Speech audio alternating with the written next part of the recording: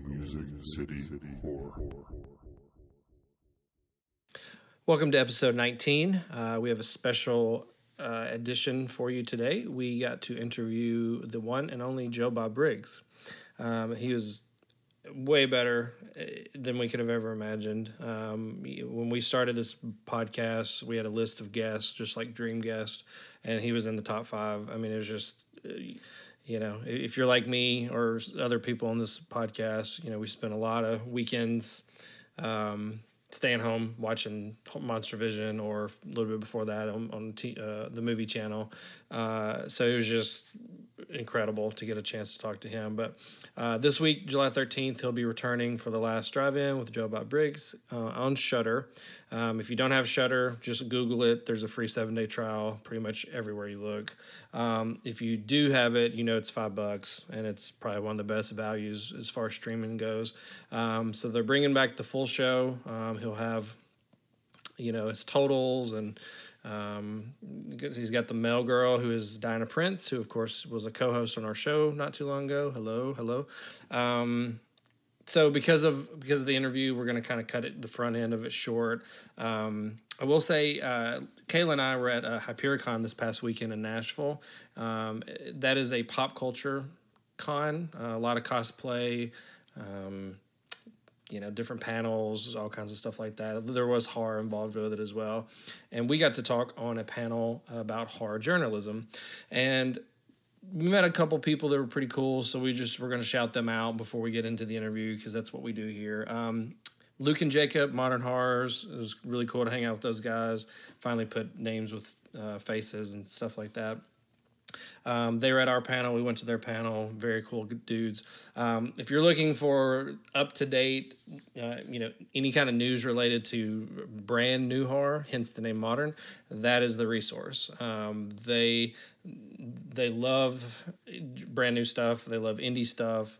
They love foreign horror movies. I mean, anything that you want that maybe is not only up to the minute, but also out of the Hollywood sphere a little bit. ModernHorrors.com is the place. Tennessee Horror News was on the panel with us, of course. They're friends of ours, so it was cool hanging out with them. We got to meet Tale of Two Geeks, who is a husband and wife podcast. They do more of a pop culture podcast, but they love horror, and they were at our panel, so that was cool to meet those guys. We met Matt from Zombies in My Blog, and we actually went and ate Jack in the Box, so it was pretty rad. His website, zombiesinmyblog.com.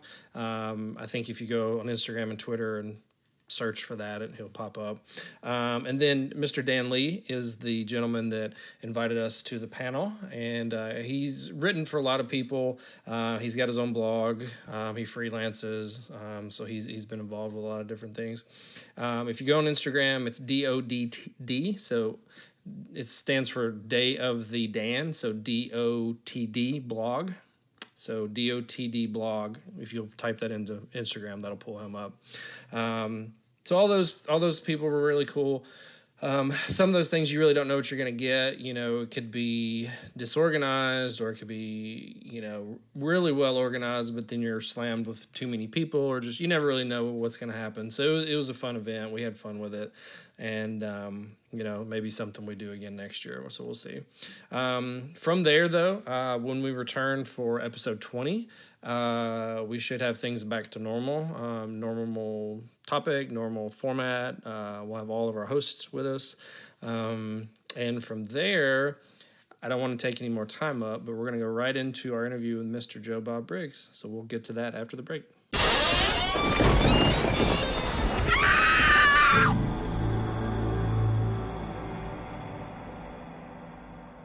Okay, so today we have a special guest with us. I, for one, am beyond excited.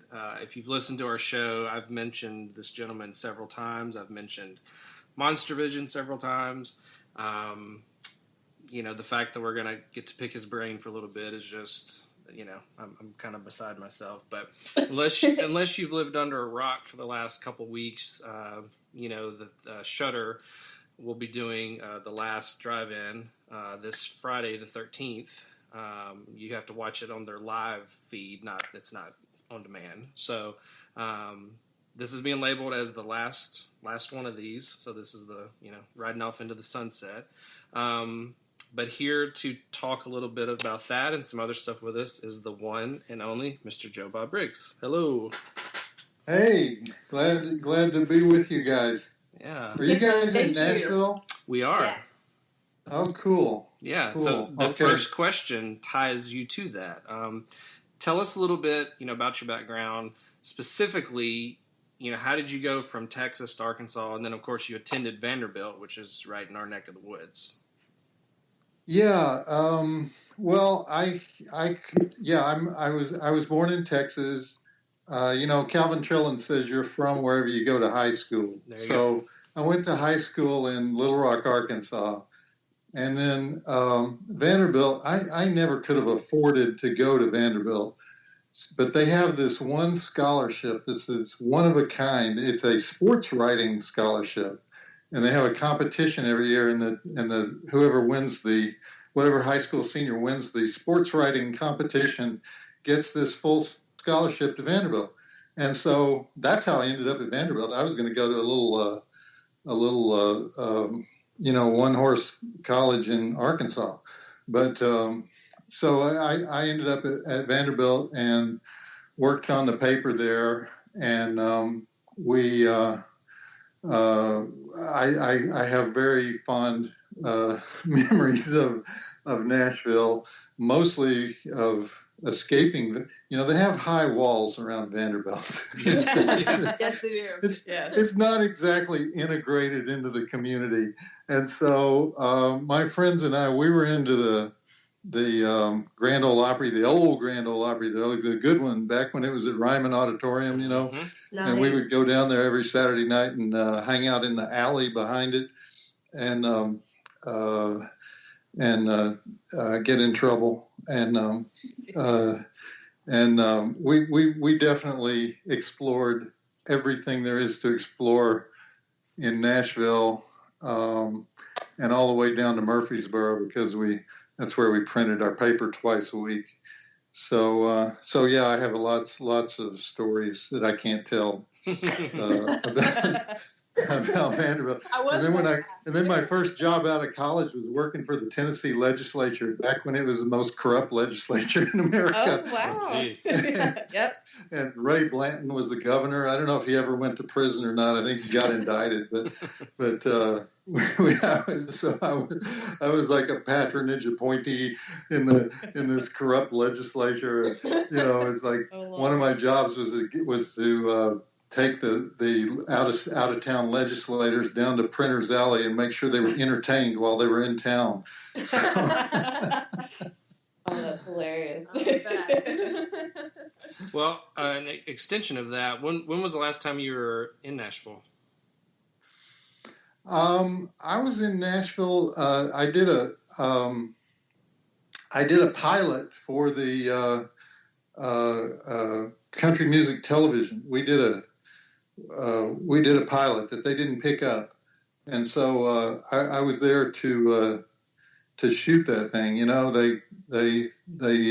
They're in one of those big high rises downtown, Mm-hmm. and it was me and four. I was the host, and it was kind of a fake news show, and it was me and four comedians, and I guess we weren't funny enough because we never got it on the air. Well, I bet it's a lot. Lot's changed since you were a student here. You know what? That's what everyone always says. They say, "Oh, you won't recognize it. Oh, you won't recognize it." And then I go back and everything's still there. Yeah. Well, I totally recognize it. It's like the beer places are still there. The diners are still there. The places I hung out, they're still there. They're that didn't change that much. So Yeah. I guess And then I Skull's Rainbow Room down in Printers Alley. So that's and those bars are still. I mean, I guess Ryman. I don't know what they do with Ryman now, but although I have to say when I was down there for that pilot, the Broadway seemed kind of hipsterish. It had Yes. it had evolved way beyond Ernest Tubbs' record shop, Yeah. Right. Yeah. I myself kind of avoid that area. That's for sure. Yeah, unless you're in a bachelorette party, you may not find yourself down. Oh yeah. It had definitely become a sort of a wannabe Bourbon Street, but with a lot of people that are drunk that shouldn't be, and yeah. Well, I think we're going to go back a little bit farther and talk about the earlier days, like what your favorite movies were. And did you go to the drive-in theater as a child? And did you love horror movies? In fact, someone asked me the other day what was the first horror movie I could remember, and the only one I could come up with is Whatever Happened to Baby Jane. I remember seeing that when I was really, really young. I probably shouldn't have even been allowed in the theater to see that. And it created this intense fear of Betty Davis for the rest of her life. So it didn't matter what she was in. She could be in a comedy, and I would be in terror. That's just her wonderful. face would make me hide under the bed. Yeah. And so. But I remember that, and my parents loved the drive-in, and they would go to the drive-in, and I had two sisters, younger sisters, and so we would be in the back seat in our pajamas. And of course, the parents' goal in taking us to the drive-in is they would wear us out, and we would fall asleep. And they especially wanted us to fall asleep prior to the second movie, which was always the adult movie at the drive-in. Mm-hmm. And so, it wasn't anything, that today we would regard as even racy, but at the time it was considered, children shouldn't see it. So our goal was to try to stay awake so we could see that second movie. My sisters never make, but I would occasionally make it to see, the sexy second movie. And so I do have fond memories of the drive-in. Both in Texas and in Arkansas when I was growing up. Yeah, that's awesome. What would you say is your favorite horror movie of all time? Do you have one? Oh, yeah, that's definitely the original Texas Chainsaw Massacre because, awesome. From the first time I saw it, I actually saw that in an indoor theater the first time, and there were people. I don't know if you remember the very beginning of it. There's a text crawl and a voiceover narration and a little scene in a cemetery. Yeah. And just from the text crawl and the voiceover and the little scene in the cemetery with John Henry Falk in that scene. People were walking out. They were walking out of fear. They were leaving out of fear, just because the title, the sound. Tobe Hooper put a bunch of weird sounds and these flash images, these subliminal images in that beginning sequence. They're really just like the images are like just 3 frames. 6 images a second. And you get creeped out and you don't know exactly why, and the title at the time when it first came out was just considered so over the top that people were terrified even before they knew what the movie was about. Plus, everybody in Texas, people still send me emails saying, I live in the place where the real Texas Chainsaw Killer, and it can be anywhere. It can be in Kansas, it can be in Colorado, and so the fact that everyone, I don't know if you could get away with this today, but people thought it was kind of a documentary, that it was based on a real thing. It wasn't based on a real thing. Kim Hinkle, the screenwriter, is a friend of mine, I've talked to him extensively about it. He did use aspects of real serial killers, especially one named Elmer Wayne Henley, who was it was a famous Texas case. And Dean Corll and Elmer Wayne Henley were these two guys who buried young boys in their backyard. But and then of course he used Ed Gein. I don't know how you're supposed to say it.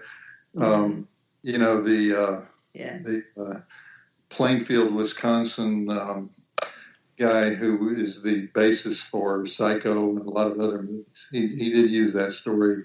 Mm-hmm. Toby Hooper actually had relatives in Plainfield, Wisconsin, so that makes sense.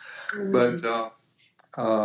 But no, I mean, it was a completely made up story, and obviously it's over the top, and it has all that comedy in it, and it's, so I don't know why people would.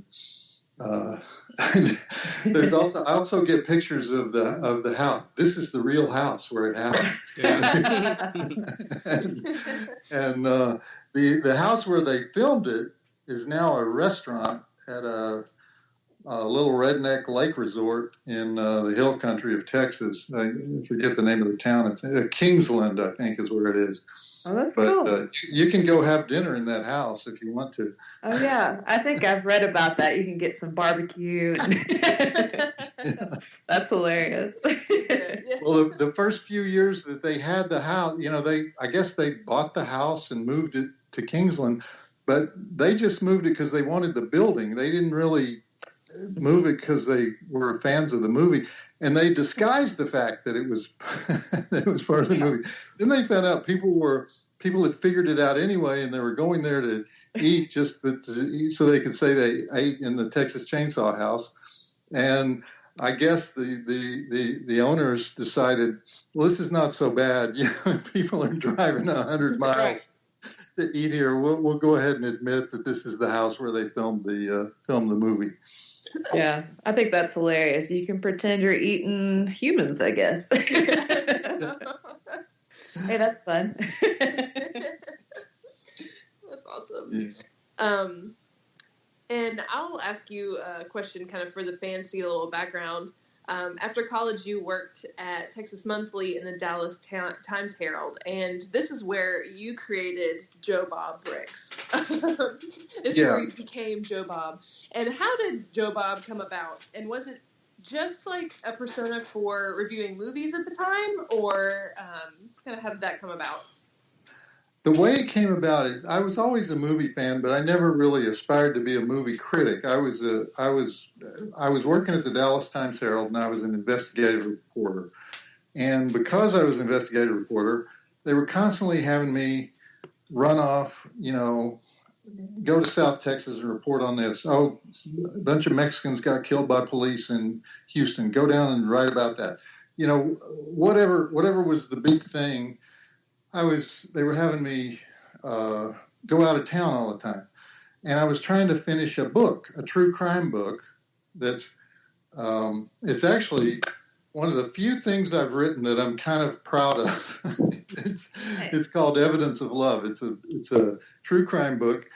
The book buying public did not agree. They did not turn out to buy many copies of Evidence of Love. But anyway, I was trying to finish this book, and I couldn't finish it because I had to run off, and do these jobs all the time. And so the entertainment editor was a friend of mine, told me that she'd lost her film critic and she was looking for a new film critic, and said, let me do that job, just temporarily, so that I can stay in town. And she said, well, you have to review every movie that comes out, right? And I said, well, that's okay. I mean, how many of them are there? And she says, there's a lot. Said, okay. But they screen them for you. They screen them on Tuesday or whatever. And so I started doing it, and boy, was she right, man. The mainstream Hollywood crap that I had to review, at the time, a lot of it starred Dudley Moore, You know, Nice. I just remember hating Dudley Moore. You know, he's just in everything. And Donald Sutherland and Dudley Moore, they were in every movie. And so, Yep. but I discovered the two types of movies that I really, really liked were the weird foreign films, because think about it. I'm in Dallas, Texas. There's 10,000 foreign films a year. One a week makes it to Dallas, Texas. That's probably going to be a pretty damn good film. Sure. You know what I mean? Yeah. And so I developed a friendship with the guy who ran the local indie theater, and we did film festivals together. He's now head of Amazon Films, as a matter of fact.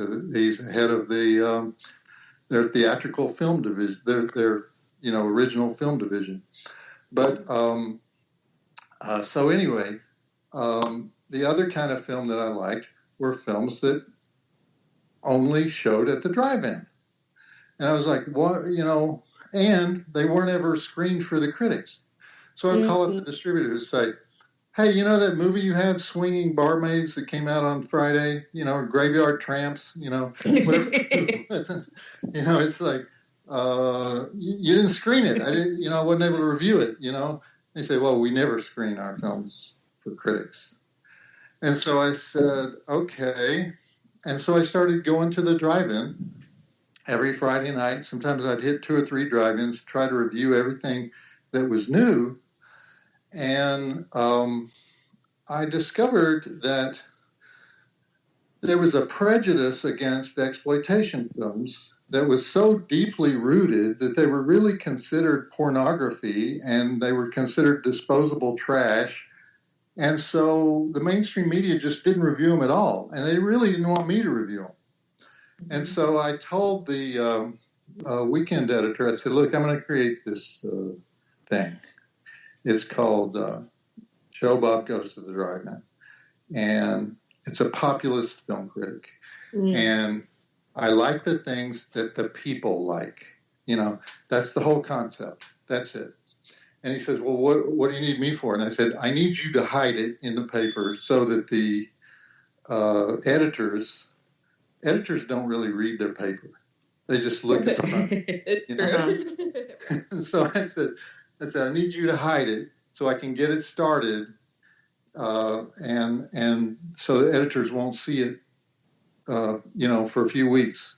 And so he says, fine, I got just the place. And it was like page 34 in the weekend guide, and it was next to a bunch of greasy discount furniture ads, and there was nothing else back there. And so I started reviewing what I call drive-in films, exploitation films. And the guy who helped me a lot and loved the column from day one was Roger Corman, the legendary producer who at the time was running a company called New World Pictures. And Roger and I had many conversations about the elements that he puts into a movie. I don't know if you've ever seen an interview with Roger.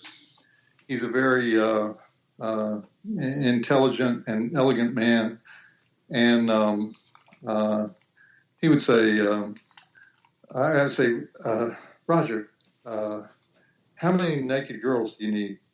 And he would say, that's very interesting that you should ask that question, Joe Bob, because the answer is that you need 3. You need precisely 3. The lead actress must be nude from the waist up in 2 scenes, one near the beginning of the film and one near the end of the film. The other 2 supporting actresses must be nude in 1 scene apiece. Those 4 scenes will make the viewer believe that he has seen a lot more than he has actually seen. Brilliant. And so that was his concept. He would say things like, the ideal length of a film, Joe Bob, is 82 minutes. And the reason for that is that if the film runs 83 minutes, you then need 5 film cans to transport it as opposed to 4 film cans. Therefore, your shipping costs increase by a factor of 20%. Jeez. That's so awesome. Amazing. And so from talking to Roger, I developed the drive-in totals, Oh, yes. Love it. and so, dead bodies, number of breasts, yes. Number of motor vehicle chases. And I said, Roger, you put all these motor vehicle chases in your movies. Isn't that expensive? And he says, Joe Bob, you would be surprised at how cheaply you can buy a car that you are intending to destroy the following day. Amazing. And so, anyway, the column became popular right away, and the ruse worked. By the time the top editor at the paper realized it was in the paper, it was fairly well established and had a following. And so it was difficult he still could have killed it if he wanted to, but it stayed in.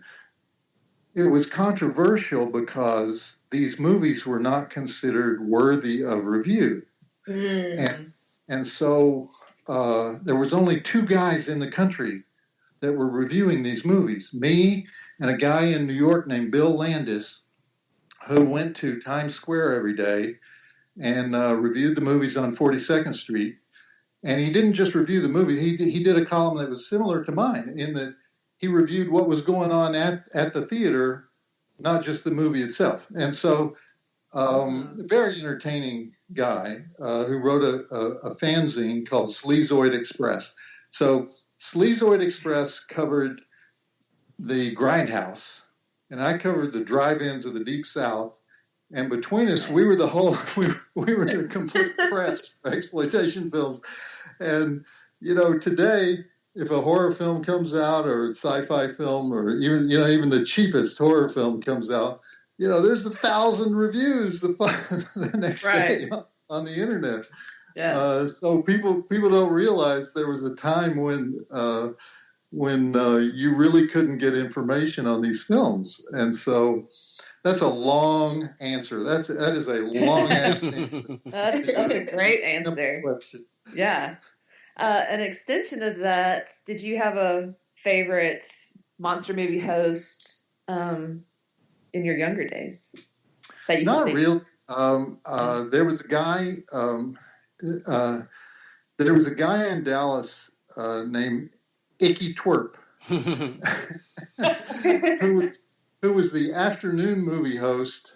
I think on Channel 11. I can't remember, but he would host things like Three Stooges marathons and things like that. He really wasn't a late night horror host, but I loved that guy.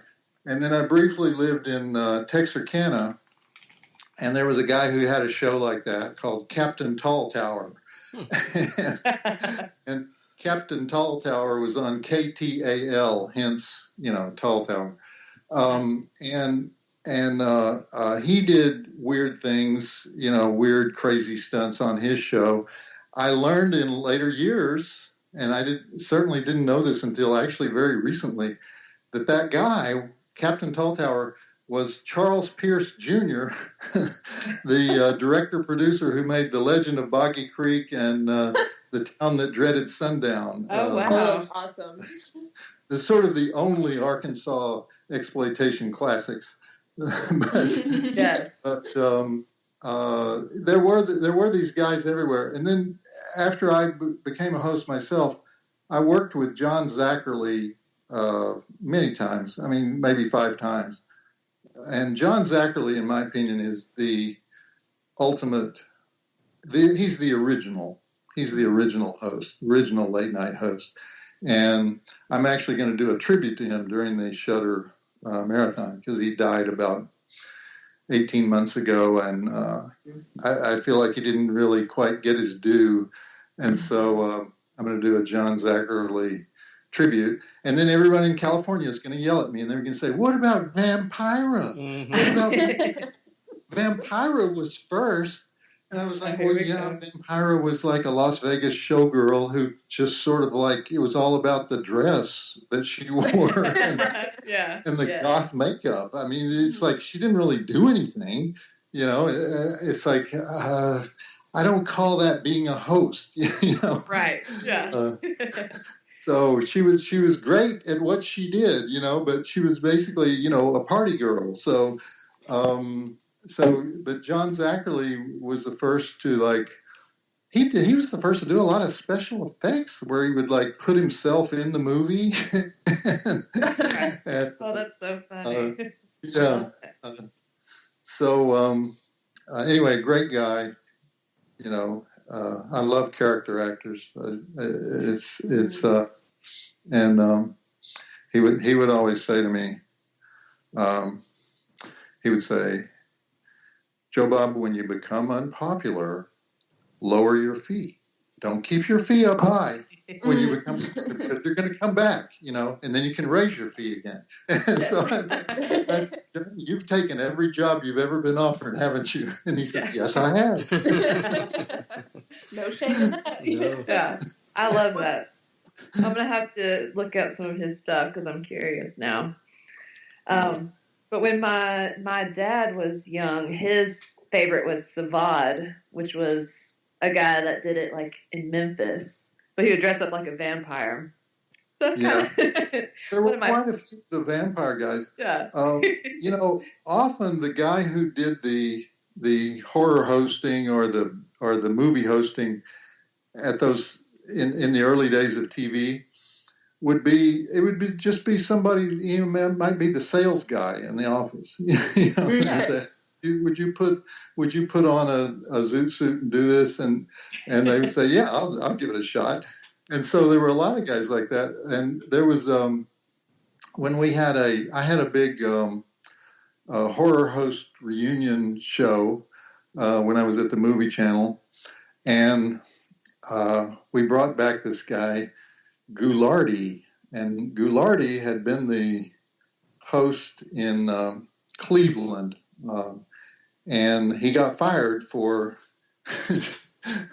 telling kids to do mean stuff to their parents. I forget exactly what he told them to do, but it involved fire or something. It was just something incredibly dangerous and irresponsible. So anyway, he got fired, and he went out to L.A. and he became the voice of ABC for the rest of his life.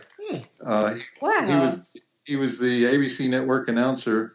People of a certain age will remember the promo for The Love Boat. That was Ernie Anderson, better known as Ghoulardi.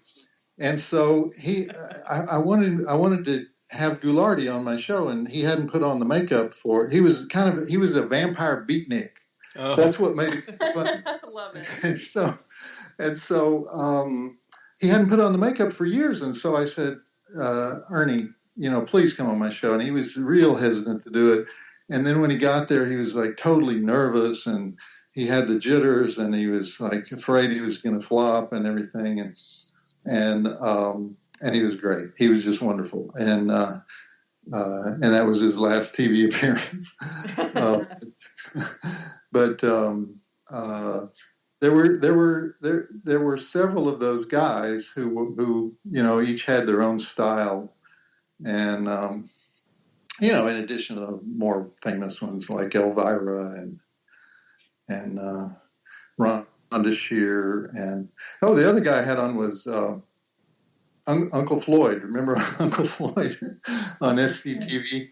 I feel like I've heard of Uncle Floyd. Yeah. He wasn't a real movie host, but he did a great bit as a fake movie host, and I had him on the show too. He was great.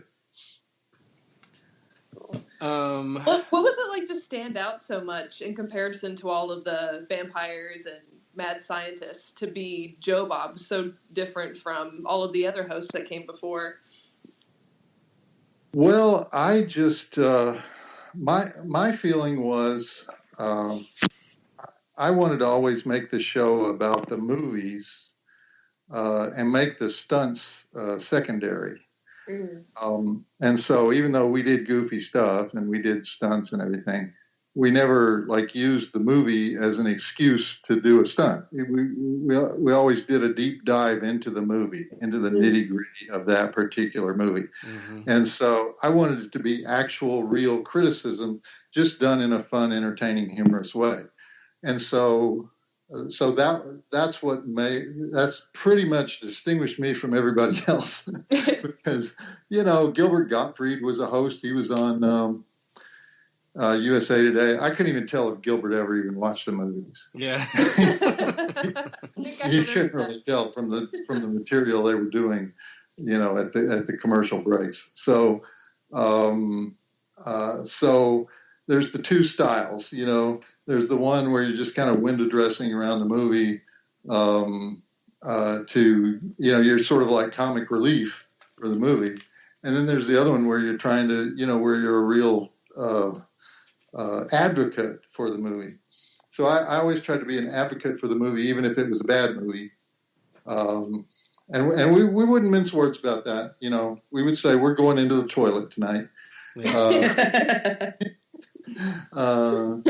But we would find, we showed, what I think is, many people have nominated various films for worst film in history. And my nominee was The Howling 7, which somehow they killed the Howling franchise. But somehow we ended up with the rights to that movie. And so we showed that, and it was so bad, and it was so weirdly bad in weird way. Not a fun way. I'm intrigued.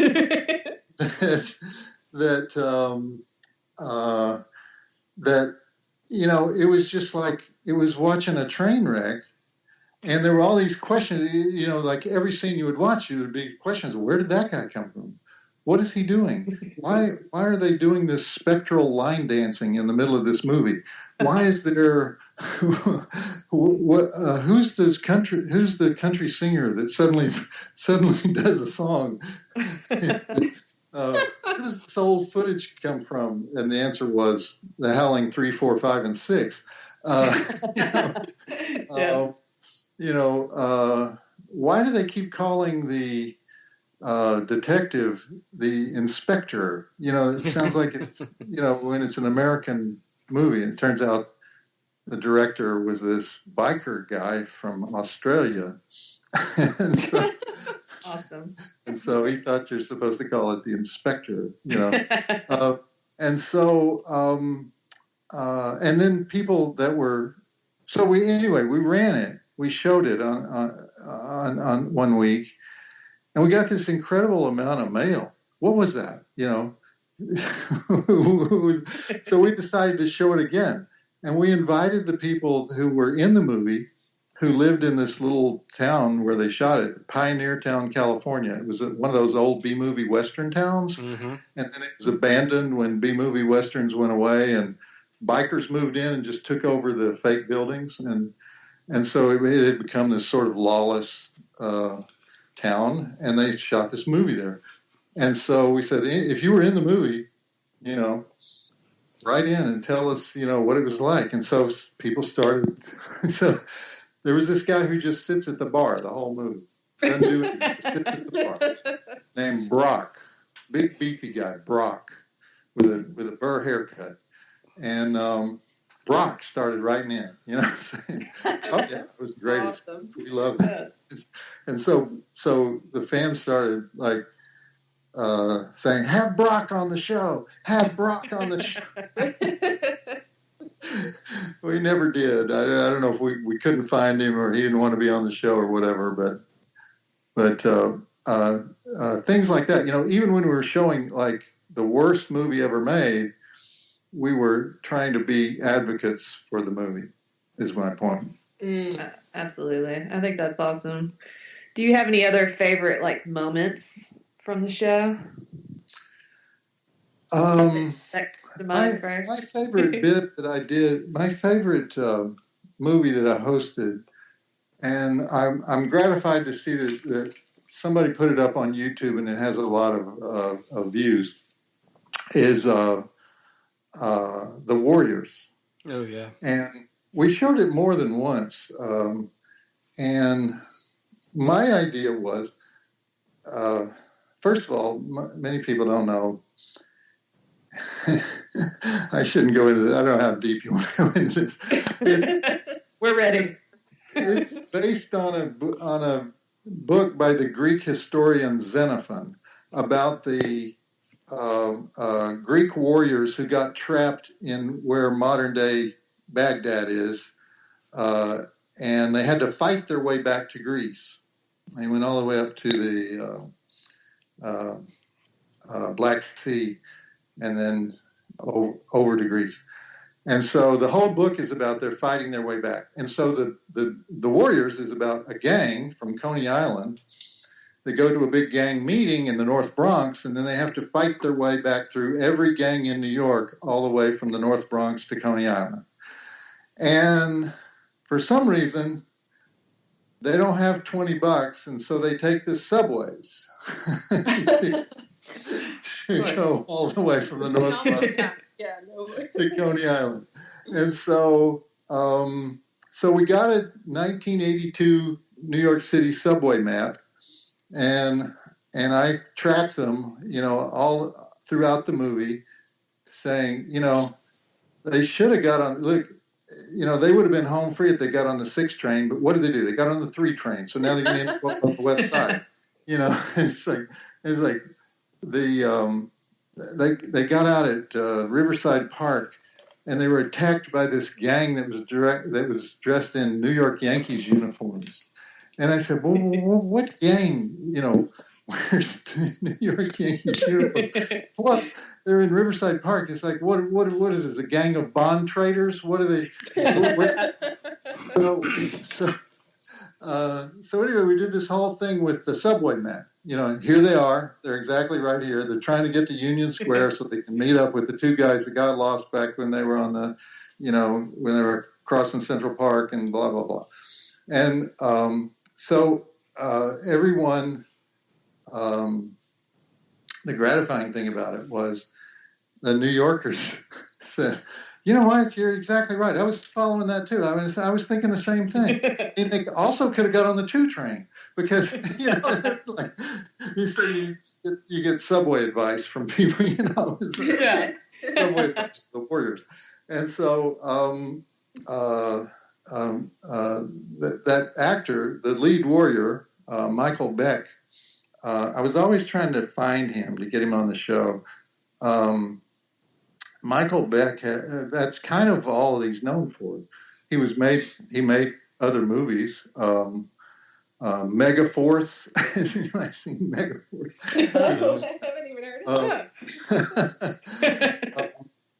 But I know what killed his career. He was in Xanadu. Xanadu. It was the Olivia Newton-John musical. And he was the male lead in Xanadu. It was over.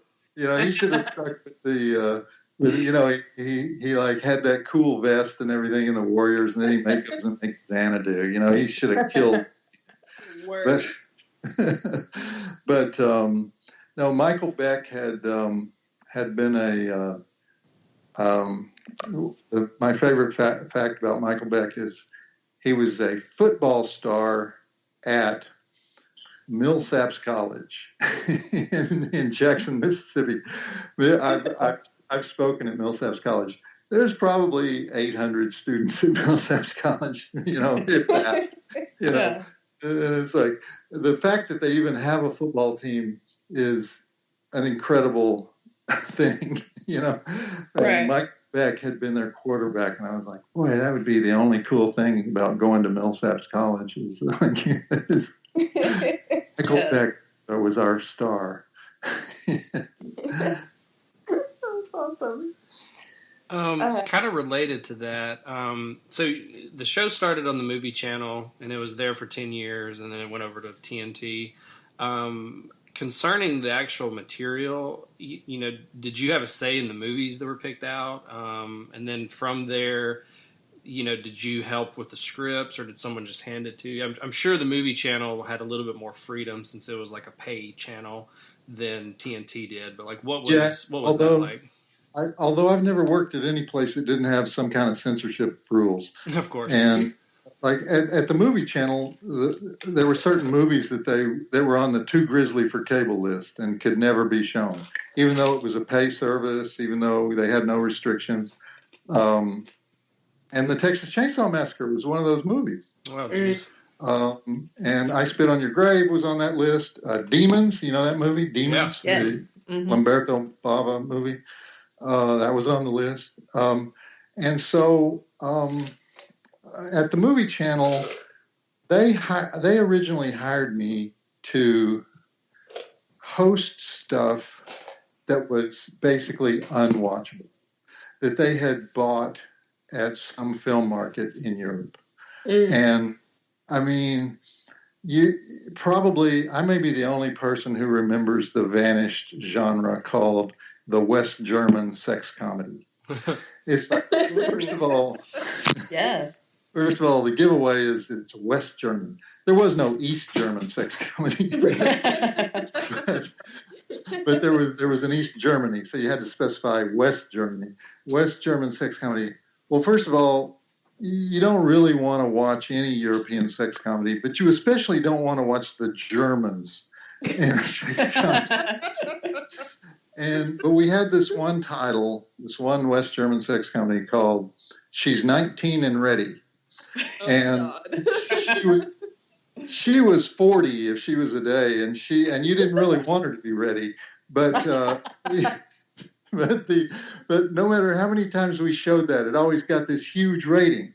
And I was like, we're showing She's 19 and Ready again? And it's like, yeah, it gets this big number. Every time we show it, it gets this big number. And I said, that's because people are watching the first 10 minutes of it because they think she's 19 and ready. And then when they figure out she's not 19 and ready, they never watch our network again. Yeah, so it's like, stop doing this. This is stupid. So no, I didn't have any control over what we showed at the movie channel. They would funnel stuff my way, because they knew I would like it.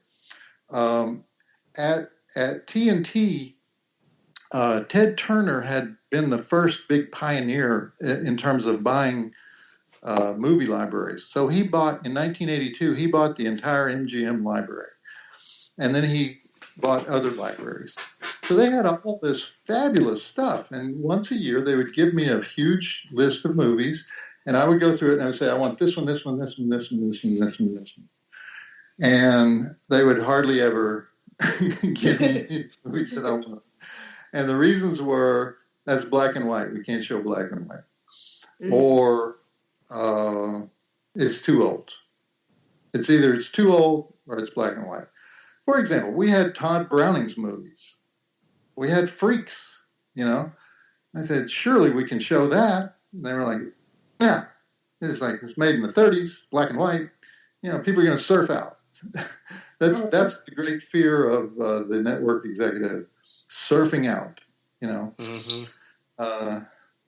That's why the 3-minute credit roll at the end of a movie, they managed to roll it by in 5 seconds. Yeah. So that you won't surf out. And so they had these rules, and I could never really overcome the rules. Now, one year we showed Alien, and because we were showing Alien, they allowed me to show It, The Terror from Beyond Space, which is a black and white sci-fi movie from 1958, because Alien is an exact plot ripoff of It, The Terror from Beyond Space from 1958, which we proved by proved by showing the movies back to back. And it was like, shame on you, Ridley Scott. You didn't even put anything in the credit crawl saying, taken from It, The Terror from Beyond Space. And So we could do things like that where we had some kind of tie-in, or we had a guest, who was in that movie. I think The Birds is in color, but occasionally we would have a guest who went back to I think Forbidden Planet is in black and white, and we had Anne Francis on, and so so we could show the black and white that night. Oh, that's cool. Let's see. Well, this week is a big week in the world of Joe Bob, and because Shudder is releasing The Last Drive-In with Joe Bob Briggs. How did this finally come about, and how has the reception been so far? Well, man, I'm getting a lot of love online. I don't know if that means people are going to show up or not, but I will. Oh yeah, me too. Stephen King tweeted me. I saw that. Cool.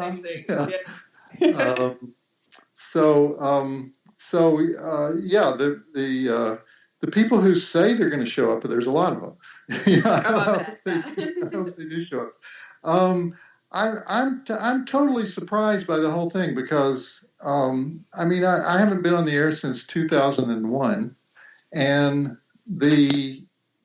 every year since 2001 somebody comes to me and says, "Hey, you want to do another show?" And I always say, "Yeah." Somebody at a network or a producer or somebody who wants to set it up somewhere, and I always say, "Yeah, sure."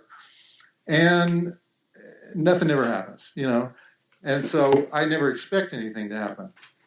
And so when yet another thing like that happened last year, I said, "Sure, set it up." And within a few weeks, this Shudder executive shows up, and he really wants to do it. He's really into it. And I said, "Why are you so into it?" And he said, "Well, when I was a kid, I loved monsters and everything. Oh, I had to wait till the kids grew up and became network executives." There you go. Yep. That's the ticket. Yeah. So anyway, started saying, "What do you want to do?" And I said, "Well, if we're going to do it," I said, it's going to be a nostalgia thing because a lot of the horror fans have been born since I was on the air. So they're not going to even know what this is. But they kept saying, no. We want the exact same thing. We want the Monster Vision format. And I said, "You want everything, the rants and the drive-in totals and the mail girl and all that stuff?" And they said, "Yeah." And I said, "And do you want it to be as like on the edge as it was?" And they said, "Oh, yeah. You can say anything." Well, that turned out not to be true. But Famous last words. That's never true. They always say that. They always say, yeah, do anything. And then it's like, Joe Bob, this thing here, in the times we live in, you're in trouble when they say, "In these times we live in." Right, yeah. Exactly. And in fact, it's weird because when I first started out, they would always say, "Joe Bob, this material really offends the older people." And now when they're going to censor me, they say, "Joe Bob, this material really offends the younger people." I'm like, when do I get to be offended? Right, You're taking away my old fart privileges. Exactly, yes. Get off my lawn.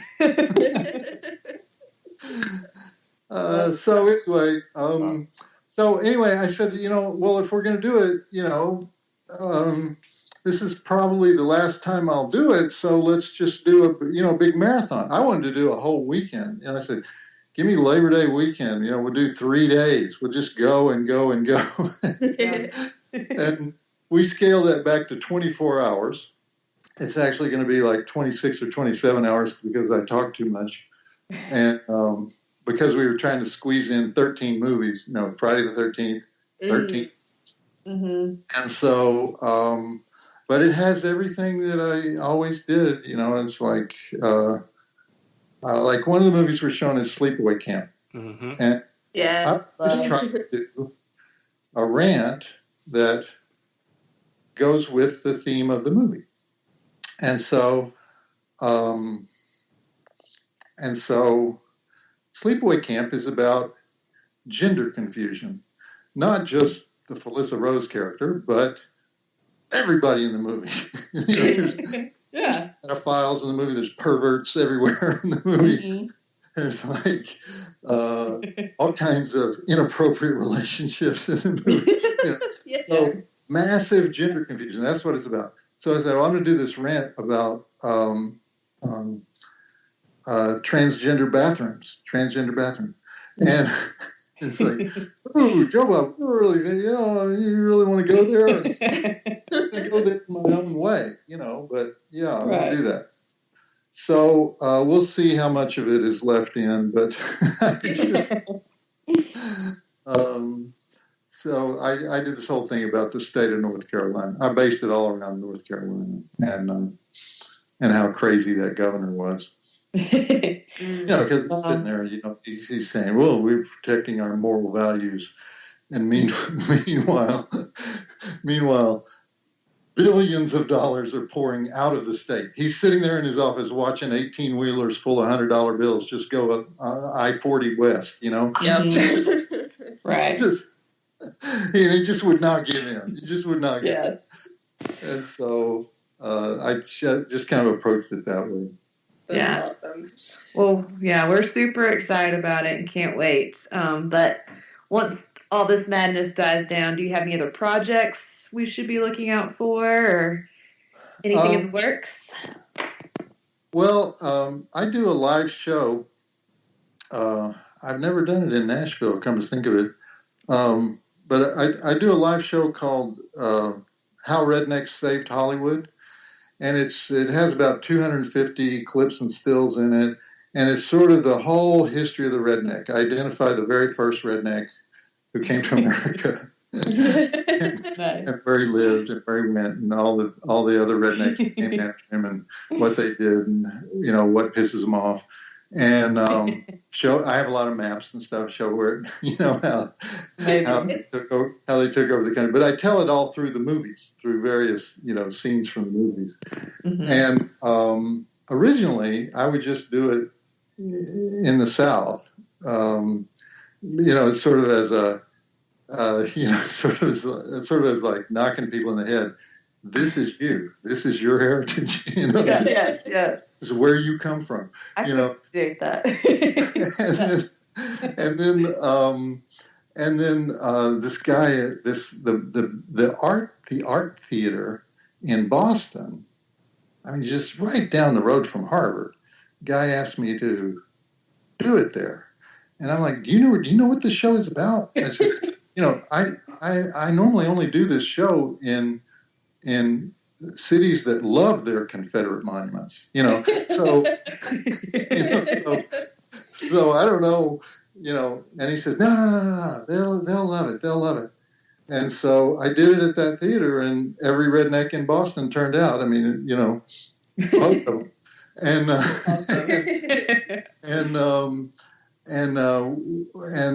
it went over well. So since then, I now do it. I rewrite it just a little bit. So that because when I was first doing it, it was like I would look out at the faces, and it was like a Merle Haggard concert. So now I do it, and we have a mixed audience, and so I do a little bit of a prefatory thing to say if you were not born and raised in the South or Appalachia or the Ohio River Valley or one of those western towns that are 98% white, then you may not get this. Right. But I'm going to give you the background, so you can sort of understand it, So anyway, that's what I love to do. I love that live show. If you know somebody in Nashville that would book it, that would be great. And I would like to produce some low budget movies myself. Roger, my mentor, Roger Corman, my mentor, he's 92. So I don't know how many. Although he just produced some Chinese movie. I just saw it. Still going. IMDb. There was some Chinese horror anthology produced by Roger Corman. It's like, he never stops. Awesome. He never stops. I used to introduce him by saying, he made 700 movies, and only one of them lost money. And the movie that lost money was called The Intruder, starring William Shatner in 1962, and it was a movie about racism in the South, and it was shot at a little town in Missouri. And in the year 2012, whoever currently owns the rights to The Intruder made a digital sale to England, and the movie went into the black after 50 years. And so now we can no longer say he only had one movie that lost money. But that's why Roger always put the social message in the subtext. And that's why he made so much sci-fi, because it lends itself to subtextual meaning, So, anyway, I would like to. I go to a lot. Here's the reason. I go to a lot of indie film festivals where all the guys are complaining. I made this movie for $5, whatever they spent on it, and I can't get any distribution on it. Can't get any distribution. Well, why do you think you can't get distribution? Well, we didn't have enough money. And then say, okay, show me the movie. Watch the movie. Say, well, I understand why you didn't get distribution, but the reason you didn't get distribution doesn't have anything to do with the money. It's like, all the things wrong with this film don't have anything to do with money. Your production values are just fine, because the technology for making movies got really, really cheap. Anybody can afford the technology to actually shoot the movie, and at a very high quality level. But they stopped going to film school. They don't work on the script. They don't work on the art direction. They don't work on the basics, And so I said, I'm gonna produce some of these myself, because these are talented guys who are trying to be writer, director, cinematographer, editors. And I'm like, pick one, dude. Right, yeah. How many guys in the film have been able to do all four of those things? 5, and one of them's Orson Welles, and nobody liked him. So you can't do that. You just can't do that. You can't be a writer, director, editor. That's not going to work. So I thought, well, I'm going to produce movies, use some of these talented young people, produce them at a really low budget level, and see if we can't put people into their right jobs. Yeah, that's awesome. That's super cool. Yeah, that's such a great idea. A great way to build young talent and get people moving in the right direction, for sure. Yeah. And the other thing they do is they hire their friends as actors. Yeah. Your friends may not be good. Do you have a college, a junior college in your town? Do they have a drama department? Yeah. It's like there are actors portfolio amongst you. Right. Cool. Well, if we can figure out some way to get you to Nashville, we'll let you know. I bet you, I'd be surprised if Vanderbilt wouldn't host a night with you. Let you come do your show, and I would consider you one of the, more famous alumni. Boy, I don't know. I may be an embarrassment. I was not exactly a poster boy for the Vanderbilt philosophy, but that I mentioned that scholarship earlier. The guy who won it the year before me is Skip Bayless. Do you know who Skip Bayless is? Yes. Wow. He's a sports commentator.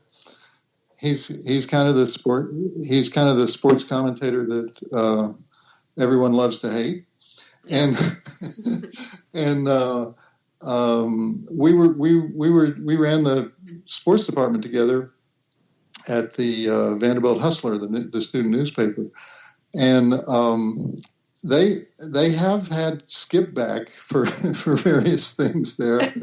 So I guess they're okay with sports.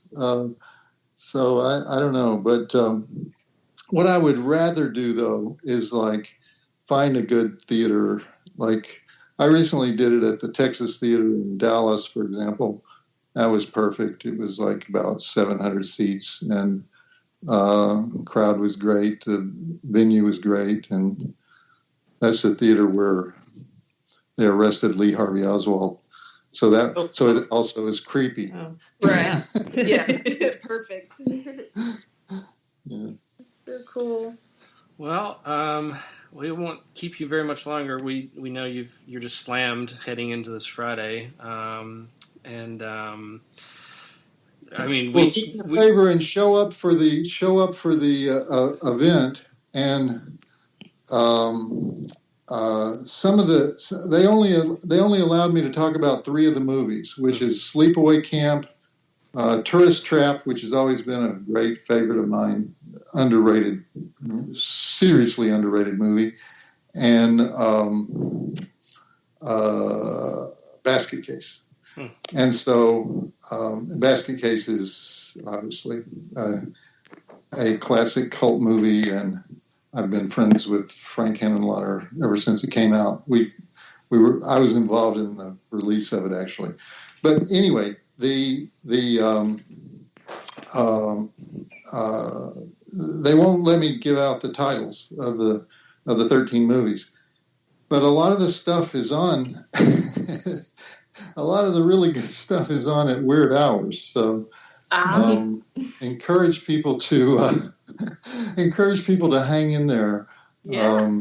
Beyond the first 3 movies, because it starts getting really, really interesting, and then it gets really, really interesting near the end as well. So awesome. So on Saturday night, it's there's some good stuff. Nice. I'll be traveling, but I'll be watching on my iPad. So I'm excited. So yeah, we are so excited. Just so thrilled for you and for us too. Yes, absolutely. Well, thanks, guys. And after it's over, tell me how it went. So we will. We will. And if we can figure out a way to get you to Nashville, we'll keep you posted. Okay, great. Yeah, we'd love to see you in person. Okay, I would love to go back to Nashville and do that. That would be a lot of fun. We'll start putting our brains together and see what we can come up with. Yeah. Okay. All right. Well, we are signing off with Joe Bob. Appreciate it. All right. Thanks, guys. Thank you, Joe Bob. All right. Bye.